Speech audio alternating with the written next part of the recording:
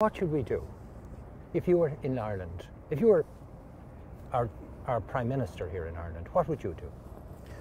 Well, I would recognize that climate change is perhaps the greatest threat that Dublin will have to deal with in the decades ahead, in the years ahead. As we stand here, we can see that this area will soon be flooded by sea level rise if we do nothing to stem the tide, if we do nothing to lower our carbon emissions. Ireland has an important voice in this discussion. I think Ireland commands a certain level of respect from the global community. Ireland has this amazing culture, this sort of legendary heritage that means that people listen when Ireland speaks out. And I think Ireland can play a very important role in raising awareness of the threat that we're dealing with here. Do you think we are playing that role at the moment? Well, I know that one of your former presidents, Mary Robinson, for example, has taken a global leadership role in raising awareness about the threat of climate change. And so she's speaking out, and she's using the authority that comes with having been the president of Ireland to raise awareness about the threat that climate change represents, to raise awareness of the ethical issues raised by climate change, the damages that are already being done, and the fact that it's really the poor and the most vulnerable who are already feeling the negative impacts of climate change. So I hope that the current president of Ireland will step up to the plate and take a similar role in raising awareness of this plight that we face. Michael, for all of us in the developed world, how much have we got to mitigate our greenhouse gas emissions, and how urgent is it? Well, we've got a lot of work to do.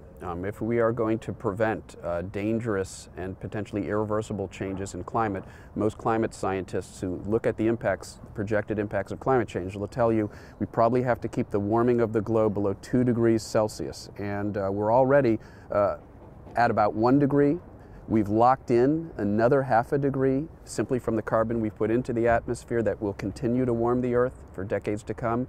So we don't have a whole lot of wiggle room. And essentially what we need to do to prevent the dangerous level of climate change is to keep CO2 concentrations below about 450 parts per million CO2 in the atmosphere. They're already at about 400. And if you do the math, where we're adding about 3 parts per million a year, it's just a matter of a couple decades where we go past that 450 mark if we don't do something to lower our emissions. And so if you do the calculations, what it tells you is that we have to bring global carbon emissions to a peak now, not 5 years from now, not 10 years from now. We have to bring them to a peak now and lower them by somewhere in the range of 3, 4, 5% per year if we are going to prevent CO2 concentrations from exceeding that dangerous level.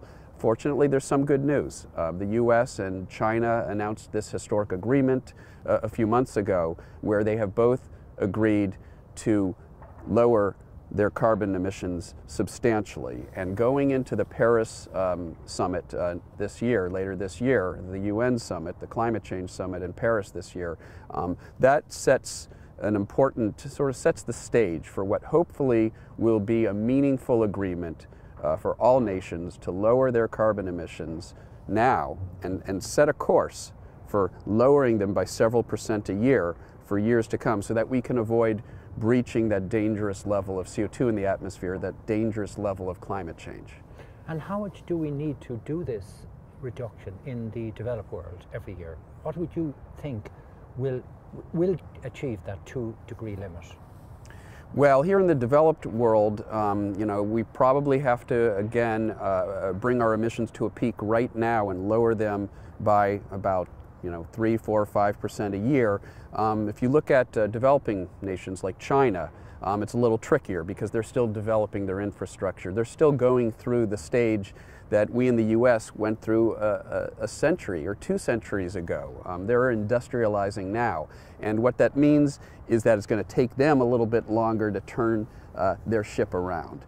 What that means is that we have to bring our emissions to a peak now. We have to make sure that they are able to bring their emissions to a peak within the next decade or so which is what China has essentially agreed to do.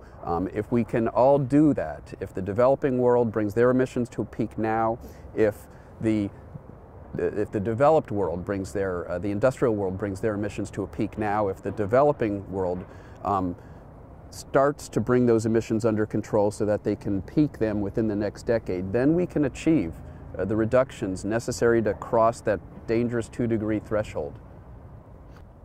Michael, are you pessimistic or optimistic about what's coming down the track? Do you think we will do this? I mean, it's possible, but are we going to do it?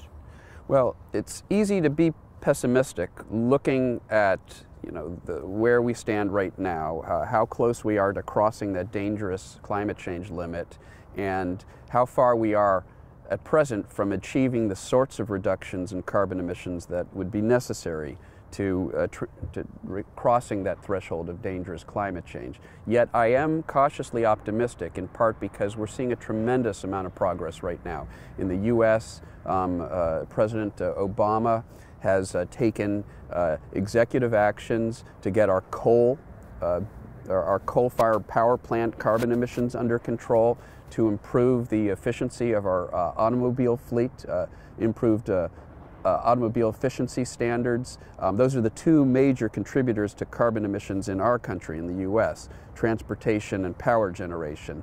And China and the U.S. have come together in this historic agreement to both get their carbon emissions under control. So I'm optimistic that going into the Paris Climate Change Summit later this year, those developments will set the stage. Along with other developments, there's a growing awareness, sort of popular support and demand for doing something about this problem. In New York City, earlier this last fall, we saw the largest march on record about climate change. Hundreds of thousands of people came together to march and demand that action be taken prior to the climate summit that took place in New York at the UN this last fall. There's growing sort of popular demand that we do something about this problem. There are significant signs of progress in terms of various countries starting to get their carbon emissions under control, agreements between the U.S. and China, the two largest emitters on the planet, to do something about their carbon emissions. I'm confident that that sets the stage for what will hopefully be meaningful progress, a meaningful treaty in Paris for all countries of the nation to do something about their escalating carbon emissions.